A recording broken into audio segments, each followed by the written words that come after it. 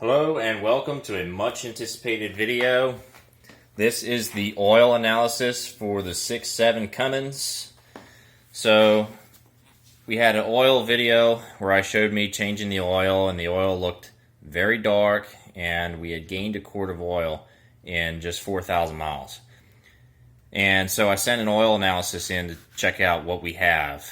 So here's the info. The truck had 242,748 miles. There was 4,075 miles on the oil.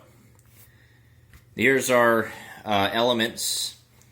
So some things to point out. These numbers on the side here are for a 7,700 mile interval. 7,700 miles. These are the numbers that was actually found in my oil at 4,075 miles. So first one that stands out to me a little bit is the iron at 27. We are already over what we would have normally seen on average in a 7,700 mile oil interval. But the lab did not think that that was a problem. They thought that was, perfectly nothing to worry about. Molybdenum and boron are not a bad thing to see. We do have a little bit more on both than the average, but a lot of people actually like to see those two in their oil, so no worries there. All of these look relatively normal. Sodium was high. I don't think sodium's a problem, but it's really high. You can see we had 127 and the average is 6. So that one was a bit of a, an outlier. Coming down to the bottom, this is the important part. We're wondering why we gained a quart of oil. I assumed that it would have been fuel dilution, but we did not find significant amounts of fuel. Here you can see we were less than 0.5% fuel, and as long as we're less than 2, we're okay. So we could have had over 4 times as much fuel in the oil and still been fine. So I'm not too worried about fuel dilution now.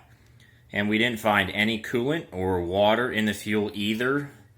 And they did say, yes, a lot of soot in the oil, but our insolubles numbers was really low. And you got to give credit to the Donaldson oil filter for keeping that low. They said, while soot is high, as long as insolubles are low, it's nothing to worry about. So we were within the range there, and we were actually right around where you'd expect to be. We're borderline. If we would have gone a whole 7,700 miles, we probably would have been right around that 0.6 marker, which is you don't want to be any higher than that. So we were kind of at our limit, but changing the oil, we would do so sooner than 7,700 miles in any case, whether I'm doing towing or anything. 7,700 we would change sooner than that. The owner's manual says to change at 7,500 at the most. Be a different story if the truck was deleted. So the oil analysis overall is acceptable, and it's telling me that I don't have anything to worry about. Now, behind here I have my 5.9s, which was incredible oil analysis, and I had a video out about this before. We can take a look at these side by side, especially the bottom part. Now, this on the 5.9 was 11,000 miles.